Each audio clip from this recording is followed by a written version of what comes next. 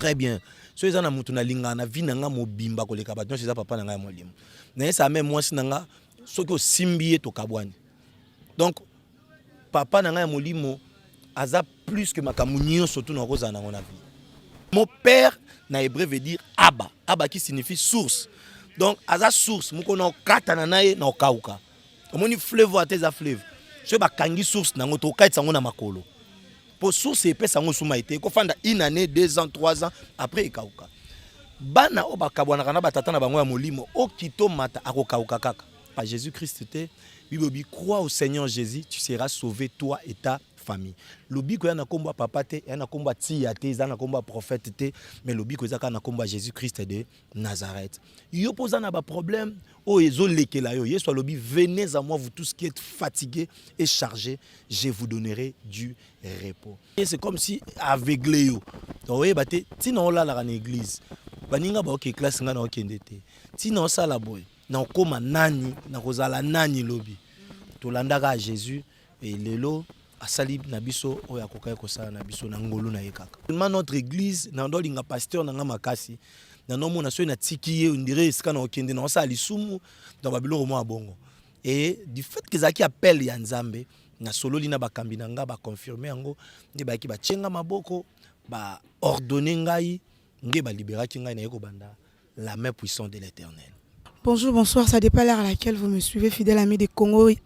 Congo Suisse Télévision. J'espère qu'à ce moment, vous êtes de nombreux en train de suivre votre chaîne éducative, votre chaîne Congo Suisse Télévision. Et je vous prie de s'abonner massivement, car c'est une chaîne idéale. Fidèle ami de Congo Suisse Télévision, comprenez, voilà, Ezabiante, les loto yambeli bino na plateau na biso, prophète Michel Tiati, Moussa Kolaza Lamboka, prophète autre fato yambaki, et puis na demande na bino karande, bosenga kito yambaye, souci yango, tolinga to le kisabongote, tout ça la bino plaisir to yambaye. Avant ya banana prophète nanga na kati plateau awa na pesi mbote na patron nangai maître John mwana poto ya tongo motema maman Micheline et puis na pesi mbote na cameraman nanga Enoch Mbala moto mobimba, pourquoi pas mon superviseur papi au Congo l'icofficer frontière motema maman Karine et puis un clin d'œil spécial à ma maman chérie Anita Motomba la chocolat la maman de Greta Mandongo. Fidèle ami de Congo Suisse Télévision quand on est na bino bo s'abonner massivement na chaîne na bino et sa chaîne moko éducatif c'est moko kitoko lelo 42 na bino to yambeli bino prophète Michel Tiati Moussa Koulia kati ya mboka tozana awa. Bonjour papa. Papa boni santé. Ngolo nzambe lekinoso. Moussa Kolaza na kati ya mboka bana poto bana kini surtout bana nzambe belé basenga kaka demande na yo to yamba yo lisusu awa. Moussa Kolaza na kati ya mboka okoyebisa bana nzambe o bazolanda yo puis bana o balingaka penza kolanda yo soki osali combien de temps na musala na yo ya bonzambe. 13 ans déjà dans la intercesseur en église et tire en église ni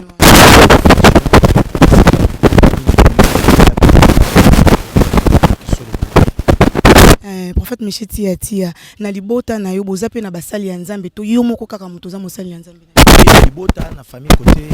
papa pasteur. Comment na yo boye oza mosali ya nzambe o batu ebele vraiment ba apprécier que puis balinga koyoka beaucoup plus liloba nzambe o eutaka na monoko na yo nde babengaka okaka oza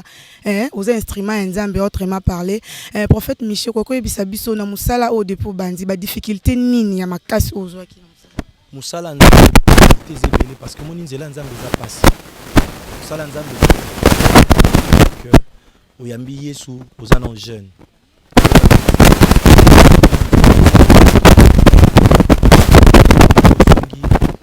et bah difficultés à qui penza moi ebele parce que tout nanda nzambe sans koyeba okoma nani sokelo ndenge nini donc o sambela kaka donc holandais c'est comme si aveuglé yo donc oyeba te tina olala na église baninga ba OK classe nga na okende te tina osala boy na okoma nani na kozala nani lobi to landaka Jésus et lelo asali na biso oya kokai kosala na biso na ngolu na yekaka ngolu ya nzambe kobima na lelo okamba ecclesia na yo kolongwa place o utanengo uti koyebisa biso ezalaki kambala moko bino na bengami depuis 13 ans na bengami nga pena fongolisa na ecclesia nanga to ezalaki nde babengaka je sais pas na terme mususu bobengaka na kokulisa bino na ebite na terme mususu na bino non et kobanda église la main puissante de l'Éternel o nazo kamba na grâce à nzambe et ezaki te ke ngamoka na la muki boye na bina kende biso église na biso ezaki na perfection na bandal na ingade et batindaki biso na selile na makala tozalaki na kidima na kipasi kidima toye kianza maintenant nazalaki parmi ba responsable pe ya paroisse wana Dieu m'a appelé na salaki na appel wana au moins 4 à 5 ans na oboya kaka nzamba alo bafona ki obanda église na zoboya fona ki maintenant du fait que je mets tellement notre église na ndo linga pasteur na nga makasi na no mona so na tiki on dirait ska na okende na sa lisumu dans babilo mo abongo et du fait que zaki appel ya nzambe na solo lina bakambi na nga ba confirmer yango nde ba ki ba chenga maboko ba ordonner ngai nge ba libérer ki ngai na yeko banda la main puissante de l'Éternel. Voilà, merci. Boyoki un peu détail à prophète Micheti Ati à Mosakoli Azana Kati Mboka Mosakoli. Comment on a été aux jeunes vraiment to le bela jeune lokola yo ozo lendi sa papa mikolo na molimo et ça la rayon ndengeni. Et ça la kanga bien parce que ça grâce. Et c'est loko toujours na ba forte. Et c'est loko classe ko pesa ngote. Et ça grâce parce que muto ko ça la théologie mais eloko nzambe uta na théologie te. Eloko nzambe fo za nango. Et grâce wana o que batu bazoya bazouta partout bazoya bazolanda yo parce que toze belé to likana ba TV ba radio mais comme on nzamba osalo grâce na moi ndamba batoza na bango eza grâce et tindaranga plus nakanga nzambe puis nazong saka lokumu epana ye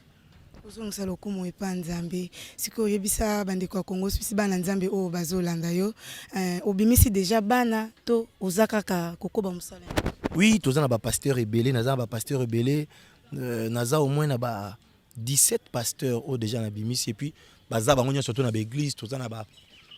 pasteur Didoye Pazarati ati ya Dido Kakoi toza na pasteur Nathalie Makuiza ati toza pasteur Daniel o toza na yawa toza na pasteur Chico ya église Angola toza na apôtre Jérémie église Angola toza na prophète Chansar anti sorcier tia toza na prophète donc baza ebele surtout bandio tangawa ebele. Mais au bazana nous kaka na communauté baza 17. Donc toza na 17 paroisses. Tu as selon yo zo mona musala ezo tambola vraiment ndenge yo kambi bana. Oui, musala ezo tambola par rapport ya bana naza na bango, mais par rapport à vision na mona non na sali ata katikati ya vision na ngai te. Donc na mona izaka na début ya makambo nzamba lobaki parce que Dieu m'avait dit na sali la une armée puissante où il faut relever défi na kan ya ennemi. Donc mutnyo so na la main puissante de l'Éternel to benga kai soldat parce que biso ezalaka ata frère soki to moni ke place monani to ko tia maboko soko za na appel to tia yo maboko to sambeli pona yo excuse église e bandi wana parce que na vision na nga na mona ka ke vomi église ko za ta na ba mapango nyoso ya Kinshasa église fo ezala parce que to za na mission moko ya ko dépeupler royaume ya ténèbres pour to peupler royaume ya Nzambe. Maintenant mekano ko tala bibobi elangeza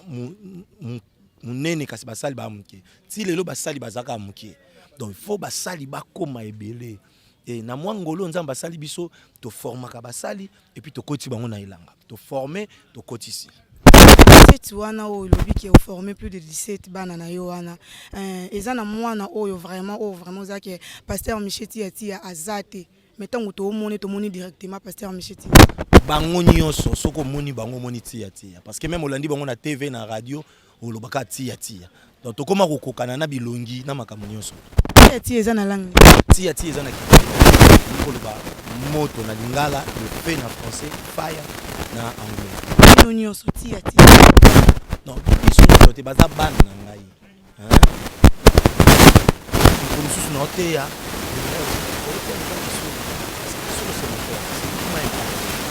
c'est ça donc bango ba sala makambo donc ba lo bati c'est pas un péché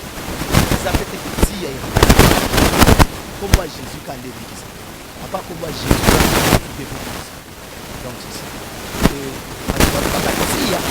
pas na bango pe alobaka tia baza na même alliance na papa na bango bazo salela nzambe wana ya tia.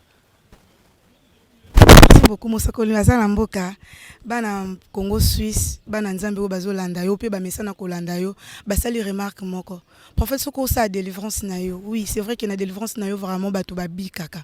mais otomboli miso zolela et pour gagner sur tia oui auto ko expliquer biso tia wana qui veut dire mais ko tombola miso likolo ko lela. Bon problème est ça batu bakoma ko imaginer trop akomi afandi parce que batu lelo ba chrétien bandima soute ke nzamba salara batu bakoma ndima kaka kisi. Or il y a des choses qui se passent dans l'église na biso moto ndima ngote et le ki moi tant mukie moi simoko aye na bureau ba enregistrer pas koti ayibisinga prophète sakola pona nga na yibisiye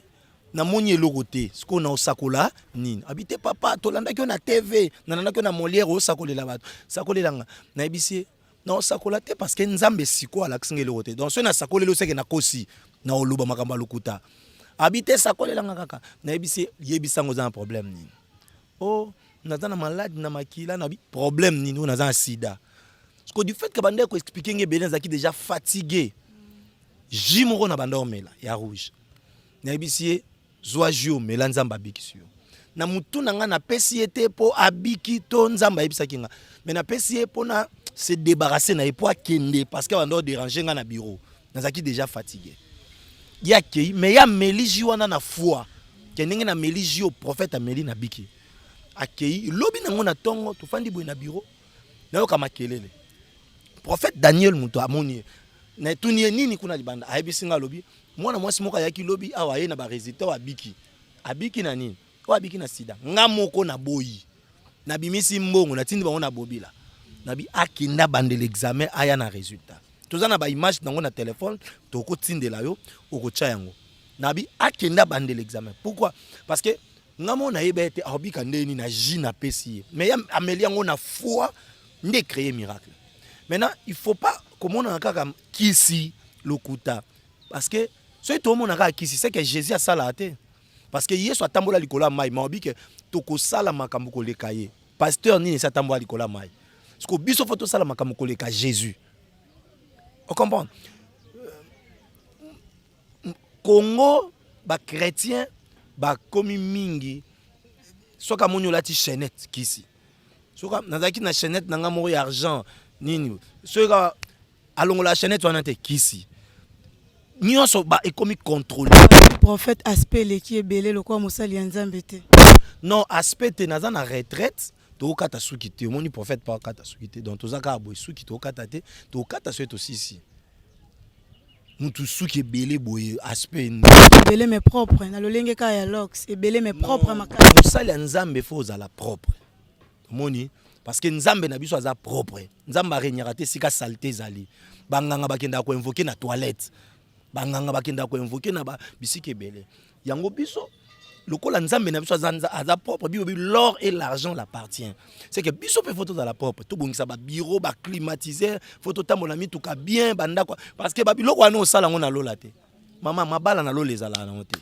o mituka na lo lezate mama bilamba na lo lezate nyoso photo sa elangwawa parce que soki yo sala ngo te ozo ko cha popo na lola lola tolata banzamba la pembe biso sotolo baka mosantu les Congo sur télévision de bosenga ki kaka pasteur aleka lisusu tolinga to sala bino plaisir parce que ana Congo sur télévision to sala ka o bino bolobaka donc ba remarque na bino de sala ke échanger biso to sala musala malamu prophète yebisa bana nzambe o bazolanda yo vraiment ba délivrance makasi o sala kawana ozape na molongani na ona ndako zana bana na yo et kozela yo ba problème to sali délivrance mo ya makasi ya bitumba mais okomi pe victime na ngoya musubana na yo to mwasi na ona kati ya ndako. La Bible dit que celui qui est en moi est plus fort que celui qui est dans le monde. Donc des moments côté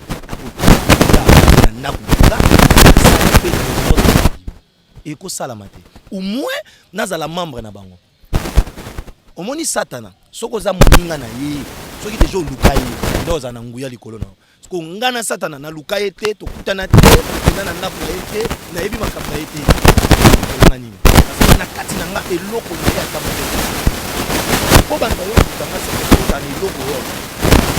obenga ki ngana pourquoi en fait photo ça l'émission yo zelanga ngana yeko luko parce que na bike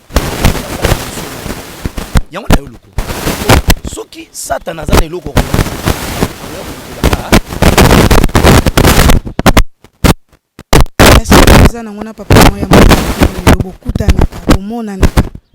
très bien so eza na mutu na linga na vi na nga mobimba ko leka bato eza papa na nga ya molimo na yesa même mwasi na nga soki osimbi ye to kabwani donc papa na ngai ya molimo aza plus que makambo nyonso tu na kozala nango na vie. Et puis donc na évité naza na ba très bonne relation et puis na otikala kozala na relation ya mabe na okata relation ya nga na été parce que ce que son Dieu a fait de moi eza makambo tata na nga ko kosala ngate nga papa na nga ndo linga na koma docteur so na évité so na koma docteur na ba misala Congo na ngena bando sani mais l'onction de mon père spirituel m'a impacté et lelo yo yebinga ofanda na kauka nga naza na limité oyebinga po anine parce que oyoki kombo nde oye maintenant makampo kombo wane yokana eza tata na nga wana ya molimo mon pasteur donc nakoki jamais kokabwana kana pasteur na nga parce que aza source po na nga. Le mot père na hébreu veut dire abba qui signifie source. Donc aza source moko na okata na naye na okauka omoni fleuve ateza fleuve so bakangi source nango to okaitsa ngo na makolo pour source epesa ngo suma ete ko fanda une année 2 ans 3 ans après ekauka bana o bakabwana na batata na bango ya molimo okito mata akokauka kaka parce que source ezopesa ye source suma ete Apo sali otobengaka campagne to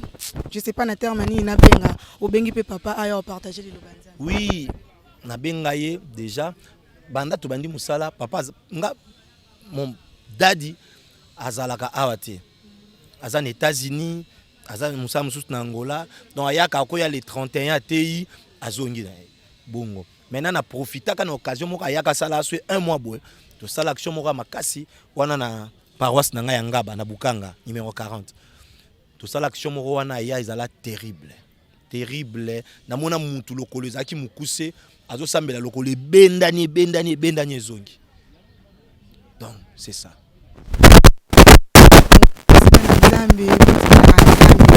Vraiment malamu na grâce ya Nzambe nde sala ke to kuta na grâce ya nde sala ke to kundela bino pe sous prophète Michiti ya c'est na kati ya ndeka demande bino. Merci beaucoup na bino bato bozo ya libako ya kolanda biso to komi vraiment na suka ya émission na biso to linga to sala bino ka plaisir bo continuer ko s'abonner massivement na chaîne na bino Congo Suisse Télévision ici rien que la vérité bolingi Nzambe bolingi makambo nyonso eza na Congo Suisse. Pasteur Michel prophète Michiti ya oui, sabana nzambe obazolanda yo église na yo eza wapi église ezali exikanga mona zokamba ezali parce que na Ngaba toza na église na Masina na Matete na Lemba na presque non to komi na 25 24 communes nyonso te mais tozokende malembe mais o exikanga moko aza bezo kutana prophétia naza juste na deuxième porte africaine obaluki na sima avenue Ndanu de numéro 2 bis. Donc so comme na deuxième porte africaine bato a moto bato cambiste o nyonso to na so ba même mon église à prophétia ba mema yo numéro na ngai ezali plus 243 84 087 52 21 84 087 52 21 wana soko bengi ozwa secrétaire te ozwa muntu te ozwa ngai moko prophète tia problème nyonso za nango bengi toza mikie na nzoto mais toza na Yesu munene o aza capable ya kopesa solution na ba problème na ba o banzimela kanzambe te oza mona 3 minutes ya ko expliquer bango et puis ba o banzimela ya prophète ba jeune lokwa bino bazokia ça makambo na simaki pour faire comprendre na nzambo bazolando za. OK na batu oyo bandimela kate na lobibo na biso na mukanda Joël na tango asuka nzamba osopa milimo likolo na bilenge basi pe mibali ba osakola donc c'est ça exactement nzamba sopi molimo na ye et puis azwa na occasion ya koyamba Jésus Christ te bibobi crois au Seigneur Jésus tu seras sauvé toi et ta famille lobiko ya na komba papa te ya na komba tia te za na komba prophète te mais lobiko ezaka na komba Jésus Christ de Nazareth yo poza na ba problème ezolekela yo Yesu alobi venez à moi vous tous qui êtes fatigués et chargés je vous donnerai du repos eza na problème moko te Yesu nanga azanga solution yo oza abandonné Jésus Christ de Nazareth aza capable ya kopesa yo espoir muto azoloba no je suis orphelin de père et de mère na koli libanda boye vinanga na yebaka te na kozala nani mais Yesu apesanga na nyonso na nango Yesu kama tapesa ngai donc soki yo pe pa Yesu aza capable ya kosala no peut-être plus que o asali na ngai problème nyonso za nango okime epai ya Jésus Christ aza na solution ya kopesa yo. Yo ozolandanga peut-être oza na Yesu te kati na yo. Na ngina biso Yesu aza na solution nyonso ya kopesa na problème na yo. Soko kondima ocheka loboko no ya mobali na mutema ozoloba losambo na sima na ngai. Kolo Yesu na pesi yo motema na ngai, na tikeli yo vi na ngai, kamba ngai, tambwisa ngai. Satana na boyi yo na misala na yo nyonso. Molimo santu pesanga makasi ya kobanga nzambe na kombo ya Jésus Christ. Nazo sambela Seigneur, je prie pour na mutu nyonso azolanda ngai, o aza malade na déclarer guérison, aza na problème na déclarer solution. Na déclarer faveur en nzambe likolo mutu nyonso azolanda ngai na kombo ya Jésus Christ de Nazareth nde tolobi. Amen. Ya Congo sur télévision na bien que bozala ki ebele ya kolanda biso rappel les aka ki nzambe basaka na eti Musa Kolimichiti ati na posa na ye vraiment ngwani pesa